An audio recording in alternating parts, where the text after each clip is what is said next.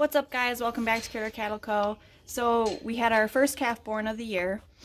I know for most beef producers it's pretty late, but I bred my cows a little bit later this year just so that I didn't have calves in the dead of winter in 0 degrees because it's more stress on them, and I didn't want that this year. So I just got him to drink. He is a couple days old now, but he has a hard time latching onto his mama because she's a really old cow, so her udder is very big, very saggy, and he just had a hard time getting his head down low enough to reach the teats. But he's very eager. He's doing very well now, and I'll show you guys. There he is, just munching away. I had to milk her out, and sorry, she is dirty, and we can't let him out on the pasture right now because we're trying to let it grow up a little bit for spring before we let him out again. But as big as her udder is, she gets mastitis in her right rear quarter if I don't milk her either. That's why there's milk all over the ground. And so I milk her out, guys. If you have to do this to any of your cows, have a squeeze chute if you're doing it by yourself. If you don't, I have to tie her head just over a little bit, and then she won't kick me when I'm by myself, because she's not the nicest girl. We don't have pet cows, so they're not friendly. She's doing okay, and she's used to this because she's had such problems with her udder. So she's used to this. She knows the drill. Here he is trying to...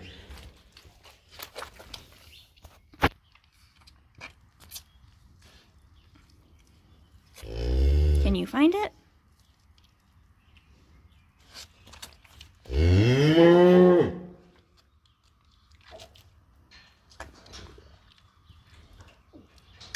Oh yeah, he found it.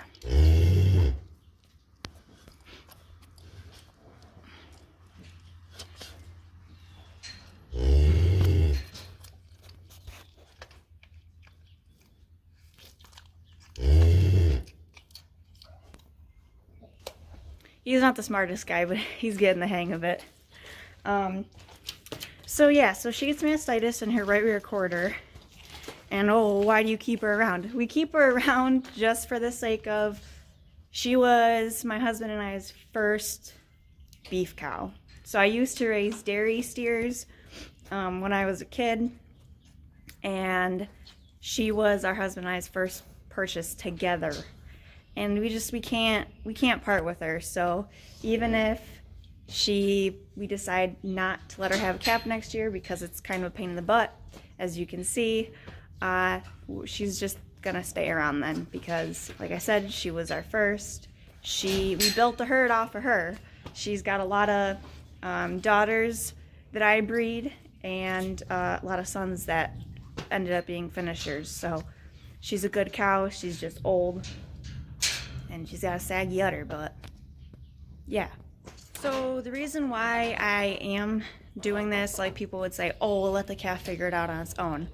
I'm not like that. I have a little more OCD than that, because when a calf is first born, calves are born without any immunity at all, because there's a lot of layers. There's like 6 layers of tissue between the calf and the dam.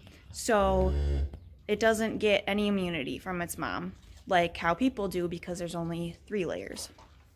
So they get all of their immunity, their first line of defense from their mom's colostrum.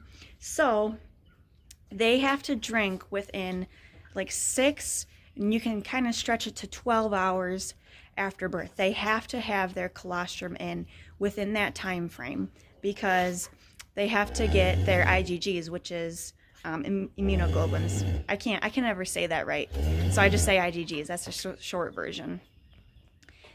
Their IgGs that are in the colostrum, that is what the calf absorbs.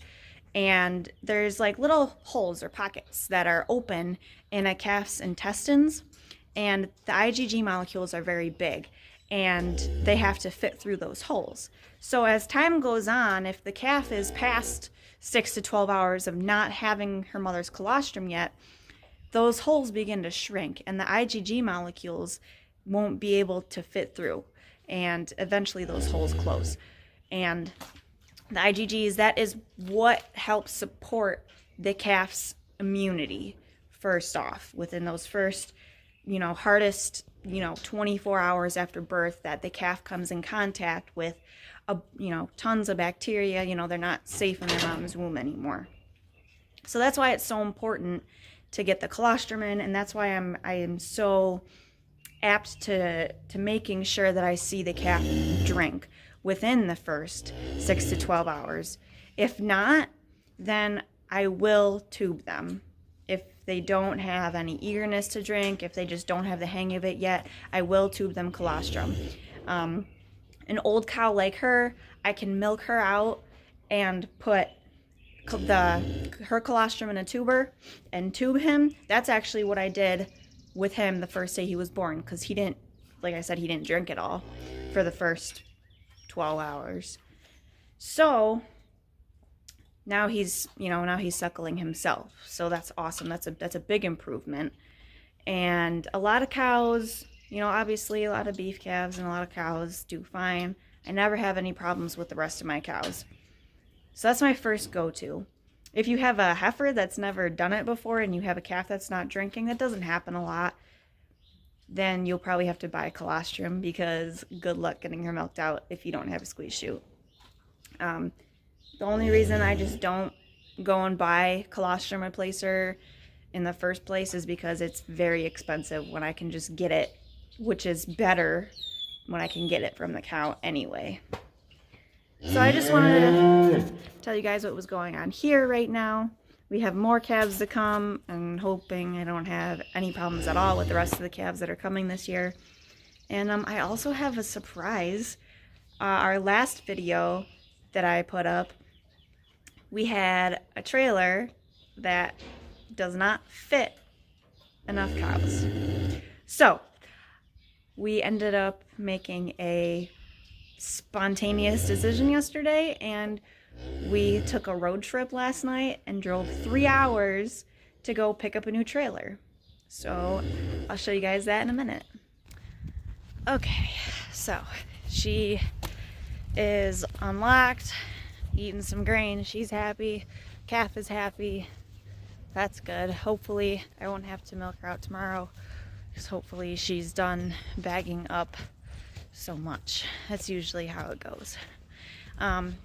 So some other good news. We just got word that our barn's finally going to start being worked on. Next week, I believe they're bringing materials. The weather's just been so up and down here that our barn was supposed to be done a month ago, and that didn't happen, but it's supposed to be happening now, so we'll see. So this is our new trailer. I know what you're thinking, it's not much. But listen, we got this for super cheap.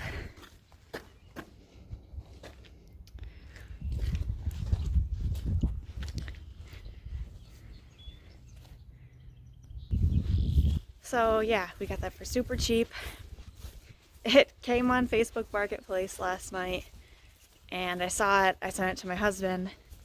Just, we send each other stuff all the time, not thinking anything of it. And then he came home and was like, "You ready to go?" I was like, "Ready to go where?" And he's like, "To get this trailer." So even though it was 3 hours away, we drove 3 hours there and then picked it up 3 hours home. So I don't know if you could kind of see it in my other videos. Our little black trailer that we have is way smaller than that, just because that was all we could afford years ago. And we were looking into buying a new trailer. We really want at some point a nice gooseneck, like 20-foot aluminum trailer. But anybody that is farming or knows how expensive trailers are, they are very expensive. And so we thought, instead of buying a new trailer that we knew we didn't really want, we saw this old one that's in really good shape. And we decided that we were gonna buy that for cheap. It fits more cows than our little one does, than our little black one does. And it'll get us through until we can actually comfortably afford to buy the, a big, nice gooseneck trailer that we want in the future. But for now, this one can fit like 3 mature cows. So we only send 2 steers at a time, and that is plenty big enough to send 2 steers at the same time to the processor. So that's awesome. So yeah, that's what I got going on today. Hopefully I'll have more videos up next week of our barn starting to be rebuilt pretty much. So yeah, have an awesome day, an awesome week. I'll catch you later.